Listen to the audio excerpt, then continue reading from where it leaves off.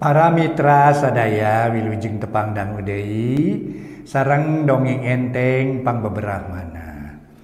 Mang Jaya sapara kanca nuju ngahanca carios nyambung nu judulna nyaeta Tarung Parebut Gelung. Ieu dongeng para mitra sadaya karangan Bapak Tatang KS. Atuh nembe ngawitan ayeuna teh nincak bagian katilu. Ulah kirang-kirang nya ngahapunten dina kakirangan sareng kalepatanana. Hatur nuhun mitra nu parantos nu subscribe sareng locengna. Priyoginya subscribe ka Mang Jaya, locengna ka mitra gitu nya. Ieu kirang langkung gitulah gambaranana gitu nya mung kalan-kalan apa saya geus nu loceng tapi geuningan teu ngabejaannya. Leuwihna rerencepan urang. Ngawartosanana rerencepan. Aduh oke nu parantos nu like-na pon kitu deui para mitra sering komen, sering ngabagikeun acara ieu ka nu sanes. Hatur nuhun para mitra nyawerna oge sawer-sawerna hatur nuhun. Oge para mitra nyanggakeun bae dongeng-dongeng di Mang Jaya Official. Insyaallah kapayun para mitra sanes wae dongeng namun video-video pendek sanesna tapi video panjang sanesna nu aya patula patali sareng Mang Jaya insyaallah diupload. Sakedik-sakedik para mitra sadaya mangga nyangakeun dongeng Tarung Parebut Gelung karangan Bapak Tatang KS dina bagian katilu wilujeng ngadangukeun.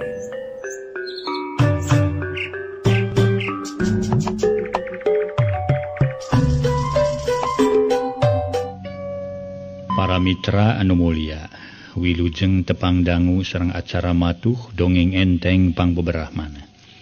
Mang Jaya sapara kanca bade neraskeun hanca dongeng nu katunda carios nyambung judulna nyaeta Tarung Parebut Gelung. Ieu dongeng karangan Uwa Tatang ayeuna nincak bagian katilu. Para mitra sadaya, sakumaha nu kauninga harita keur ngarobrol. Hantawis Ki Adnawi Kardun jeung Mang Omlen teh. Mangga urang teraskeun para mitra sadaya. Nah, kumaha ilaing we atur-aturna mah? Cek Ki Adnawi bari ngabalieur. Tuh, paingan kuat mah euy dina pangartina jeung wawanina lain banjrak-banjrakeun atuh nu candahar kitu. Cek si Kardun. Bari ngareret ka si Omlen nu keur ngeh ka ieu seuri. Iya, ngeur si Omlen mah geus seuri teh pupuguh teh, kaos nu kurang waras euteukna teh. Uing mah seuri sote ras kana pangalaman uing baheula euy. Ngadenge puasa-puasa teh euy, cek si Omlen nyerengeh keneh dagang huntu. Kumaha kitu?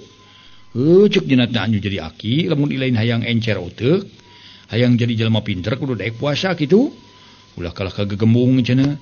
Tina kituna uing teh ngagugu kana omongan nu jadi aki, tapi hate mah hambak euy sabab teu sirikna unggal poe digamreng wae. Caturkeun isukna uing puasa. Ari tukangan imah teh aya balong pan, leos uing kapipir maksudna marek niis. Bari ngararasakeun beuteung kekerebekan. Nincak pukul 10:30 beurang teh uing luncat tina tangkal jamu ngagejeburkeun maneh ka balong atuh. Nu aral meureun dumeh ku ilaing. Dumeh ilaing ku aki ti puasa meureun. Lain aral uing mah teu kuat ku hayang nginum. Ari gerbus ai leguk we uing nginum saseubeuna teh mah si Omlen. Atuh sararea pating barakatak seuri samalah Ki Adnawi ge tuluy batuk. Ngoh koh di barung ku bujurnya. Itu batuk dina bujurna. Kumari manis sahdi. Aing mah ye bejana ceuk Kang Salim di ieu ditahan cenah di dieu. Cek si Kardun nanyakeun Mang Sahdi. Oh ditahan di dieu. Siksa ku Kang Salim. Ari ku Kang Salim mah hendeungan ku Mang Jagra we nepi ka babalongkengan bicil getih atuh. Waduh. Baru kongke getih, Bu. Nyan tenggelan Mang Jagra mah euy lain beja atuh. Sugan mah tenggelan saole we ketik teh teh mah nya euy. Buah-buah moal panjang umurna digiti ku Mang Jagra mah. Mangkaning Mang Jagra teh peureupna. Sakitu badag disebut teh gempuran tugar gunung teh. Nyan uing mamang paurkeun euy Mang Sahdi murage jajantungna terus jengker. Yeh. Paduli teuing koid ge naha dabongan we dewe kabarerang kudu jadi lanceuk. Dumeh nyidar sih hayu moal kabur ku lalaki tiluan. Ngadon harees di imahna nyidar sih. Nu matak ayeuna rek dipaluru ku lanceuk dewek euy, cek ading kolosod turun tina babalean. Tuluy ngoloyong ka jero goloyoh kekedengan di tengah imah. Anu teu sakumaha lilaki Adnawi jeung si Kardun katut si Omlen nuturkeun ngadon kabawakeun tinggal loler taksiran carape. Nu teu kanyahoan di luar geus reup-reupan poek. Beuki lila sabuder madhab ngabelegbeg poe kateuri ku mangsana peuting. Ari katamah-tamah sakuriling harieum ku tatangkalan. Sedang tukangan imah wahangan menigeu raweh caina ngagulidag. Atuh teu bandak aneh, lamun rame ku sora bangkong di bubuh, sora sasatoan sejena nu biasa liar ti peuting. Cika-cika rabeng kalaluar tina rungkun ting karetip. Lonok ting keureuleng di barungku sora ciang-ciang jeung jangkrik baleger. Lamun haben di denge-denge mah matak nimulkeun rasa keung jaba angin ngagelebug neumag kana rupa-rupa dangdaunan. Ting korosak ting keresek kawa sora jalma ting harewos.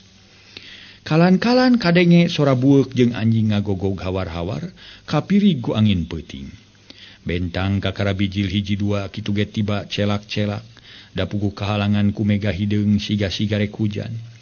Beuki nyedak ka peutingnakeun asa tamah simpe comrek, teu kadenge sora nu batuk-batuk acan. Tayohna bakating ku tali brasare samodel peuting harita. Ading jeung sapada baturna nu tiluan nyelegrek herek. Patarik-tarik sedang maranehna mah meunang pancen ti Salim kudu ngajaga Mang Sahdi. Tapi harita teh saurang ge eueuh nu lilir-lilir acan teu beda ti bangke. Sora anjing nu tadi ngagogog hawar-hawar ka ayeuna-keun mah sora ngaharengan cep jempe deui. Heuleut sawatara menit sanggeus anjing jempe ngaharengan geblig sada sora anu leumpang gublag geblig. Krekek pertek sora nyokel cempet bilik. Jep jempe siga nu kagareuwahkeun ku si Omlen Gundam. Bawi bibir cuplak ceplak siga nu keur barang dahar. Nyam. Nagi suing mah. Ganyin de nyorang ka awewe kudu ngalayanan si Inot mah. Irungna berwes cokorna romeheuh. Aing mah cokorna ge ni kasap karasa. Ya, sanggeuk aing mah. Kitu Gundamna si Omlen harita bari gegetret kana punduk. Sabab dicocoan ku Tumila da puguh palupuh pinuh ku Tumila. Sararea ge teu disamakan-samakan acan bakating ku kapulesan. Sedeng Mang Sahdi peuting harita teu daek sare gawena hahargungan. Taksiran aya nu karasa dina awakna. Jempe si Omlen Gundam bletek, berebet, sora nu ngaberebet para mitra. Asal ngaberebet ngaberbet. Siga nu ngedibebekeun bilik. Kabeneran harita si Kardun lilir, manehna ngadengieun sora nu ngaberebet. Korejat si Kardun hudang tuluy rarat-reret. Ragama ngarampa kana awak ading, tuluy ngageuing lalaunan. Lanceuk. Pokna bari panon tetep ngabagi reret. Adi ngaharekeng nyah beunta tuluy ngareret sarta nyarita bari ngorejag lalaunan. Aduh, nah reup teh manis siga nu nyerep euy. Hoya kumaha teh? Pokna bari gigisik lulungu. Kateuing atuh da kuring mah sarua kasarean deui kuring ge. Deui eta Mang Adnawi jeung si Omlen penting salgarek kitu. Ari lain bieu ngageugeung dewek aya naon euy keung? Lain keung asa-asa ngimpi ngadenge sora nu ngabeletek. Ting di mana teu puguh kadengena. Lain mun nempo ka ditu Mang Sahdi kilanceuk bisi ngapaeh da teu kecet-kecet geuning ti sore keneh. Lamun paeh meureun santeuna we urang teh kudu tanggung jawab. Ceuk si Kardun kakara ingeteun ka Mang Sahdi. Ujung tempo kadinya ku ilaing dawe ku Mang Sing Sireumeuun ieu teh. Ceuk ading kalah kanitah deui dadaku nama Sing Sireumeuun. Bari sukuna dilonjorkeun nojer kana sirah si Omlen nu keur kerek keneh. Kuniang si Kardun nangtung tuluy ngojengkang rek neang Mang Sahdi. Barang berai pantok kamar nu dipake ngerem Mang Sahdi dibuka gebeg. Si Kardun ngagebeg reuwas lain dikira sabab Mang Sahdi nyampak geus eueuh. Ret si Kardun ngareret kana bilik katingali bilik ngab. Atuh geus srek sangkaan si Kardun mah Mang Sahdi teh kabur. Tidinya gero si Kardun ngagegero ading. Lanceuk ka dieu sakedeung ieu bari sakalian Mang Adnawina jeung si Omlen geuingkeun. Ceuk si Kardun pikareuwaseun. Aya naon Dun? Tanya ading bari mencrong. Dia lain aya naon ka dieu sakedeung. Aya naon si Sahdi paeh? Ceuk ading nyangkana Mang Sahdi maot.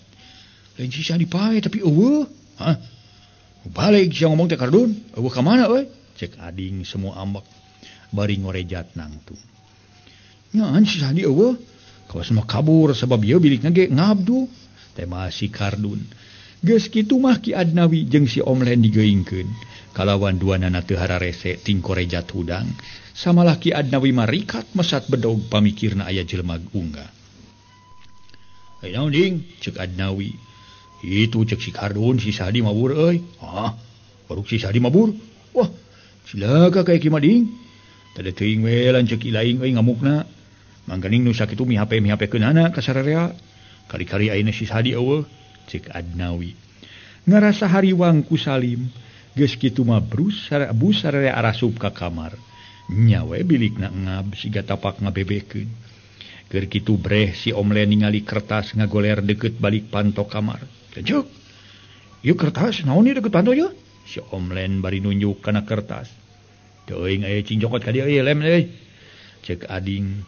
Cek kertas dicokot ku si Omlen sarta diasongkeun ka Ading. Ana brai dibuka si horeng surat. "Aya, kuning surat ieu Omlen. Surat ti saha cenah?" "Nya teuing da eueuh ngaran jeung nu nyieunna." "Cing baca ka dinya ding." "Da mun teu bisa maca atuh." Cek Ki Adnawi bari barabat surat dibaca nu eusina kieu. "Hei Salim, silaing ulah reueus ku pangabisa jeung ulah boga rasa aing gede wawanen henteu deungeun. Sabab wawanen jeung pangabisa lainna diri ilaing bae. Sanajan batur ge sarua jeung si laing, boa leuwih ti ilaing. Pangarti atawa ilmu moal bisa mangpaat. Moal bisa jadi mulia lamun ilmu nu diagem ku ilaing dipake dir sok komo dipake hianat ka batur mah. Sajaba ti kitu, si laing ulah ngarasa leungiteun ku perkara mangsah di eueuh di ieu tempat. Lamun mangsah di nu kabur tapi ku dewek dibawa kabur. Naon ye lain mangsah di nu kabur tapi ku dewek dibawa kabur. Naon pangna mangsah di ku dewek dibawa kabur. Kahiji dewek ngarasa watir ku mangsah di nu teu tuah teh dosa ngado dikerem ku ilaing jeung mangsah di tawanan ilaing. Kadua dewek bisa mawa kabur teh netelakeun sanggup ngayonan wawanen ilaing. Peda eta ilaing mikahayang ka anakna nu katelah nyidarsi. Bener dewek eueuh hubungan naon-naon ka nyidarsi jeung ka mangsah di samalah teu wawuh-wawuh acan. Ngan ku dewek dibawa ngejat sote karunya sabab si lain mikahayang ka nyidarsi lain mikahayang nu sacara nyaah tapi ukur rek nganteur hawa nafsu ilaing. Batur eueuh nu wanieun sote ka ilaing tapi keur dewek cadi munur haram ngejat ku pantar ilaing manusia nu teu boga dadasar di kamanusaan. Ayeuna mah cing cirining pageuh kan ayeuna mah cing caring cing pageuh kancing sing saring set pageuh ikat Salim. Tunggu waktuna urang silih jajal jeung dewek. Urang silih rak-rak iga. Urang silih nyepeng sabuk milang tatu. Pokona sakitu ti dewek nu katelah si kalong. Kitu eusina surat anu kahartina mah ku Ading ngahina kalanceukna. Atuleng harita sawatara jongjongan masararea pada ngahuleng. Saha jelemana anu moka basa kitu dina surat kalawan nyebutkeun si kalong. Tapi sakumaha lila si Kardun nanyakeun. Bari mencerong kana beungeut Ading anu keur ngahuleng keneh bari nyanyakel surat. Sajelema anu nyebut si kalong teh kilanceuk. Sok rajeun disebut si kalong mah lintang ti anjing atuh. Heueuh, ari ngaran jelema mah nya teuing atuh ngaran si kalong. Si Kardun ngarasa heran. Nyawa teuing euy da. Manusia nu ukur nemongkeun kawani dina sungutna wungkul. Namun bener-bener manehna aya kawani mah kalanceuk dewek meureunna ngajelaskeun ngaran nu sabenerna. Satria ngaranna. Atuleng harita sawatara jongjongan masararea pada ngahuleng. Saha jelemana anu moka basa kitu dina surat kalawan nyebutkeun si kalong. Tapi sakumaha lila si Kardun nanyakeun. Bari mencerong kana beungeut Ading anu keur ngahuleng keneh bari nyanyakel surat. Sajelema anu nyebut si kalong teh kilanceuk. Sok rajeun disebut si kalong mah lintang ti anjing atuh. Heueuh, ari ngaran jelema mah nya teuing atuh ngaran si kalong. Si Kardun ngarasa heran. Nyawa teuing euy da. Manusia nu ukur nemongkeun kawani dina sungutna wungkul. Lamun bener-bener manehna aya kawani mah kalanceuk dewek meureunna ngajelaskeun ngaran nu sabenerna. Satria ngaranna. Cek Ading semu ambak tuluy ngoloyong kaluar. Kabeneran harita bulan kakara bijil cahayana reyem-reyem. Kahalangan ku mega bodas anu taksiran maharita kakara pukul 12:30. Telila Ki Adnawi jeung Ki Kardun katut si Omlen naluturkeun. Kalaluar sararea ting lalengo narempoan kapipir ceuk palikirna bisi aya jelema nu nyieun surat teh. Para mitra kaum dangu, geus kitu para mitra Gidig Ading jeung Ki Adnawi kapongpok imah rek nempo bilik nu ngam. Barang diteges-teges si horeng cempedna tapak nyungkal. Kurang ajar manusia teh Mang Adnawi. Ieu geuning cempedna ge tapak disungkal, kumaha picariteun urang ya, Kakang Salim ya. Moal henteu we kana ngamukna ka sararea euy. Ceuk Ading ngarasa bingung jeung hariwang kudu jadi lanceuk. Keur bingung-bingung celengkeung si Omlen ngomong matak pikakeheulun. Tuda aya wae ki lanceuk mah tuh, pokna nyampeurkeun. Kumaha gitu euy? Si Ading ngareret. Ya tibatan urang sadari carekan ku Kang Salim leuwih hade urang ngarejat we tong aya di dieu atuh. Sabab lamun aya di dieu mah kana pasti sadaya meunang persenan ti Kang Salim. Mangkaning adat Kang Salim teh geus pada apal atuh. Sugan gelo sia mah. Gableg polo teh cilaing Omlen. Nu lain-lain ngadon ngajakan mabur bari ge. Komo mabur deuleu dina kapanggihna geus moal aya hampura deui. Pasti dikaniaya ku lanceuk dewek. Sedang lanceuk dewek loba mata-matana atuh. Tibatan kitu leuwih hade urang mah pada nareangan we manusana nu moal sisahdi. Di mana kapanggih tong make tatanya deui hancak opatan. Paduli teuing masing ragana nepi ka ancur ge. Samala urang teuk-teuk anguran mah huluna setorkeun ka ki lanceuk. Cing kumaha kira-kira Mang Adnawi? Satuju teu kana pamadegan kuring? Cek Ading terus nanyakeun ka Ki Adnawi nu keurarat rere. Aya alusna boga pamadegan kitu mah sarua jeung urang. Bener-bener boga rasa tanggung jawab. Yuk urang tareangan ku sararea. Sugan can jauh ti wewengkon urang. Temal Ki Adnawi. Sapamadegan jeung Ading kalawan harita kene arindit. Nu tujuanana rek neangan nu mawa kabur Mang Sahdi. Bari saurang ge eueuh nu lemor pada marawa bedog. Tingkara plek dina cangkeng masing-masing. Samalah Ki Adnawi make nyelapkeun peso balati sagala. Kana sela-sela beubeur gede. Harita nu opatan ting alasru kanu suni bari ting tarengo. Sedang bedogna masing-masing geus dilalugas. Nu teu lila beras anyog ka sisi susukan. Jorelat katingali ku sararea anu ngajorelat dina palebah kebon bako. Sararea rugreg areureun kalawan rutret ngabagi reret. Geus kitu Ading nyarita haharewosan ka Ki Adnawi. Mang, bieu kuring ningali siga anu ngajorelat palebah kebon bako. Moal anu mawa kabur si Sahdi mah kitu. Nya mangga ningali mendingan sajelat pisan. Ari silaing kumaha Kardun? Omlen neuleun teu euy. Ading nanyakeun ka si Kardun jeung ka si Omlen. Si lanceuk mah bika sieurieun wae make nanyakeun ningali henteu sagala. Nu mata kuring bisa leumpang nya ningali alias beunta atuh. Cek si Omlen make seuri sagala. Lain cecengiran sia berwes, dewek mah nanyakeun sote neuleuh henteuna. Ye. Neuleuh henteuna lain nanyakeun beunta peureumna, nanyakeun anu ngajorelat. Si lain neuleuh henteu ngajorelat. Ngajorelat di mana Ki lanceuk? Sing demi deui. Lamun kuring ningali anu ngajorelat mah. Ari lain ningali kalong mah ngarapak ka dina tangkal sawo. Ngagarapak kalong teh? Cek si Omlen si horeng manehna mah teu ningalieun anu ngajorelat palebah kebon bako. Nggih. Sugan mata pada we si lain mah. Bolong bonconong mata dijual ka pada teh. Si lain neuleuh teh sia Kardun. Ading ngambek kalawan nanyakeun ka si Kardun. Puguh we samalah ngagarapakna ge siraheun kuring. Tema si Kardun. Nu bener sia eueuh nu saulueun deui. Bieu ku dewek jeung si Mang Adnawi kadeuleu palebah kebon bako anu ngajorelat. Geus moal salah deui manusa nu moal kabur si Sahdi. Taina kieu euy. Mang Adnawi kabelah wetan kuring kabelah dieu. Si Kardun jeung si Omlen belah kaler. Da belah kulon mah kahalangan ku ka balong nu di ieu nu birasmi. Di mana salah saurang ningali aya jelema, tong make ditanyakeun tarok babatokna. Sok ditu arinit. Cek si Ading mere tugas kanu tiluan kalawan teu hararese. Ki Adnawi ngaleos rek megat ti belah wetan.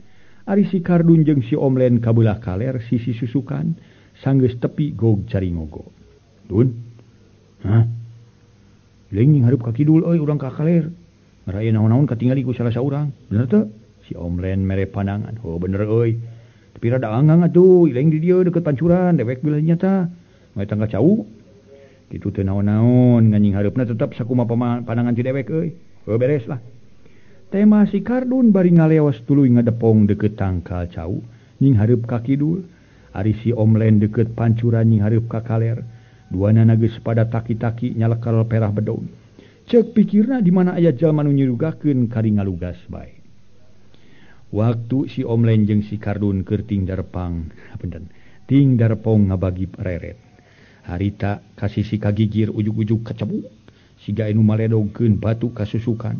Atuh si Omlen ngarenyag samarukna anu maledog. Barang disidik-sidik si horeng bangkong luncat kasusukan. Ye, si bangkong gelo sia ngareurewas ka aing.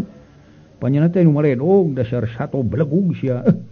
Cek si Omlen para wargi bari gegerenengan nyarekan ka bang.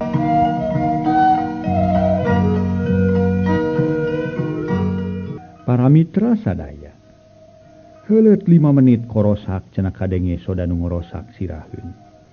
Ret si Omlen tangah ana breh aya nu keur ucang-ucangan dina dahan waru. Mimiti si Omlen ngaleper di barung kuratugna jantung. Bulu punuk meuni cawig-wig teu puguh rarasaan, geus teg timuru si Omlen mah.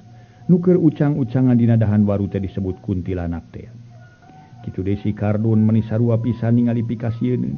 Manehna ningali anu ngabeleg-beg sing sarwa hideung palebah tangkal haur. Atuh birit si Kardun meuni teu sirikna kokoplokan. Jigrah-jigrah nu ngabeleg-beg hideung teh katingali. Siga nyampeurkeun. Tina kituna si Kardun lalaunan munur siga nu ngoronan. Kitu deui si Omlen. Munur sedang panon mah mureleng kanu keur ucang-ucahan dina dahan waru. Da puguh itu munur ieu munur sanggeus deukeut geluk bujur si Omlen jeung bujur si Kardun diadu. Puguh duanana reuwas. Itu ngagoak ieu ngagoak. Bari harita ting beretek lalumpatan sieun kunu sieun. Si Kardun ngadon nyurugan maneh. Ngurungan maneh ku jarami garing. Ari si Omlen nyempo di sisi kebon bako, bari ngayok-yok hanapeun tangka nangka. Keur kitu cirihil kadenge sora awewe ceuring ngahihi siraheun si Omlen. Ret si Omlen ngareret tangah lalaunan ana breh katingali aya awewe buukna ngarumai. Keur diuk dina dahan nangka, puguh si Omlen tambah sieun bari gede kayakinan yen eta nu disebut kuntilanak teh. Si Omlen ngagoak bari ngabertek lumpat. Atuh ading jeung Ki Adnawi ting bertek maruru. Len, naon euy? Si ading nanyakeun. Atuh si Omlen aya nu neungeul teh asa dipacok orai dumeh tempat eta sakitu baralana. Reg si Omlen eureun gigireun si Kardun nu keur ngarimunan maneh ku jarami garing.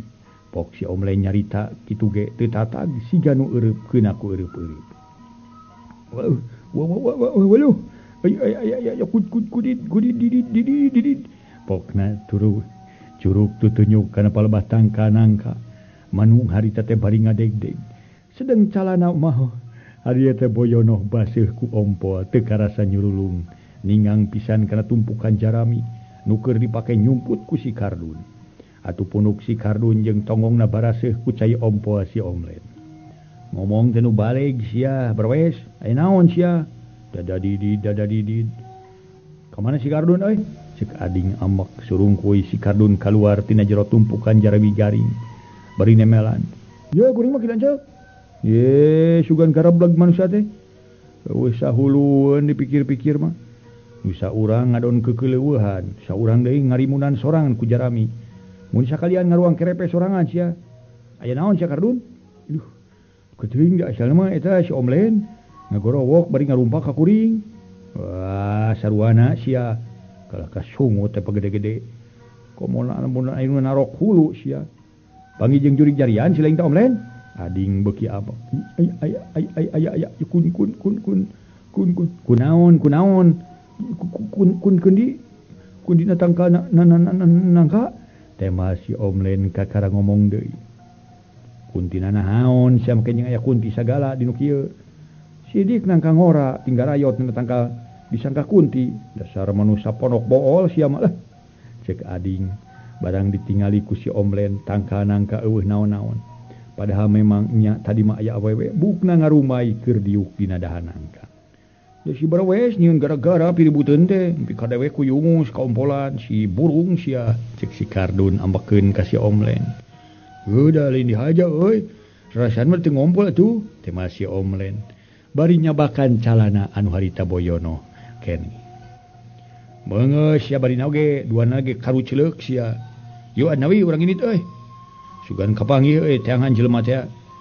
cek ading geus kitu mah bering arinit deui maksudna marek teangan moal kabur ka Mang Sahdi. Sedang si Omlen sajeroning keur leumpang teh bari nuturkeun ading jeung Ki Adnawi ari beungeut mah murilit ka tukang ceuk pikirna sieun dituturkeun ku kuntilana. Teu karasa waktu nyarelek harita geus nyedak kawanci subuh. Batara surya geus raya-rayan caang samalah kadenge hayam raong kongkorongok ti unggal pilemburan. Sanggeus jauh lumampahna reg areureun ngareureuhkeun ka cape. Ding rek ka mana deui nu dituju teh ding euy? Kurang ayeuna teh mangkani geus nyedak ka beurang ieu teh ye, ceuk Adnawi bari ngareret ka ading. Nu keur rarat-reret siga anu nitenan sabudeureun madhab. Kayak kemana tepina we tu Mang Adnawi lah sabab urang mah tangtu nu baris dijugjug ka kasebutna teh rek neangan teh ya. Teu tangtu nu dijugjug urang mah atuh. Satadina mah sugan kasusul tapi batan kasusul atawa tepung jeung manusia nu kabur si Sahdi malah manggih pidorakaeun we ti wabalak si Kardun jeung si Omlen. Dasar manusia garjul puguh ge. Hari urang balik deui eueuh hartina keur mah balik capek ka tamah-tamah nampa tindakan ti lanceuk kuring pancilaka keneh teh. Nu matak yu urang ka mana we tepina. Sugan tepi ka sisi basisir bae bari sugan aya jalan pasampangan diparengkeun tepung jeung Kang Salim. Hari kitu mah di mana tepung teh aya pi akaleun aya alsaneun jeung pasti dianggapna ku Kang Salim bener-bener sararea tanggung jawab.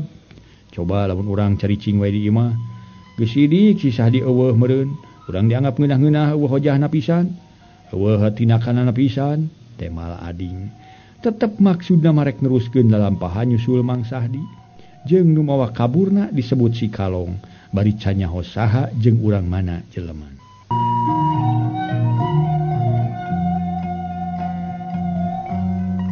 Para mitra kaum dangu, ading tetep maksudna marek neruskeun lalampahanana nyusud Mang Sahdi.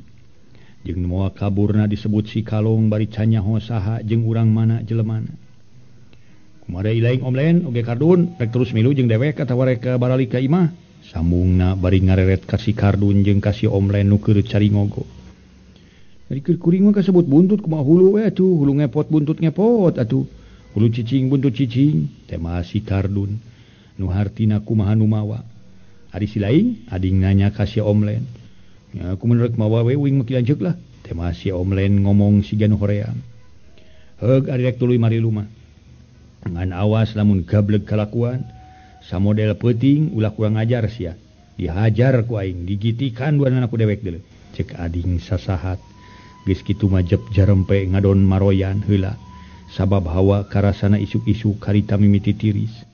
Keur mah tempat nu kalingkung ku pagunungan diwuwuh nyedak ka usum halodo. Heuleut setengah jam ading jeung baturna nu tiluan keur maroyan ujug-ujug rongheap saurang lalaki nu dedegan samodel Ki Adnawi. Bedegel hanya ti lebah ka pasir paamprok pisan jeung ading. Teu sakumaha lila torojo duaan deui baturna. Tuluy ting rarinat siga nu nyurigakeun ka ading. Kalawan nu saurang nanya dina basa-basana ngonang pinapsueun. Keur naon ieu teh ngarariung kieu Ki Baraya? Tas ngalalab ka beurangan ieu teh kumaha ieu teh? Atawa nyer lalabeun pabebeudang?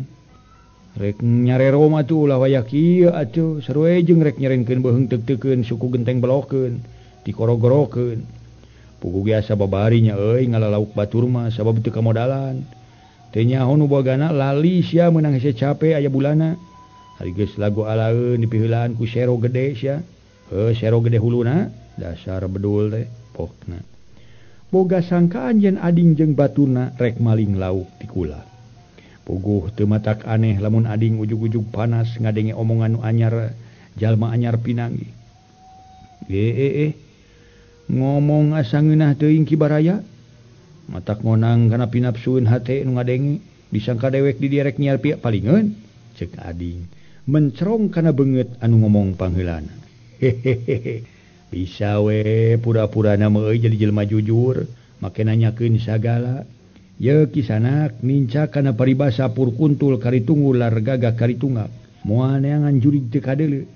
Satiap nincak ye aya jalma nu cicing di dieu ti beurang peutingna di lemur dewek sok aya kajadian nu maling lauk tina kula.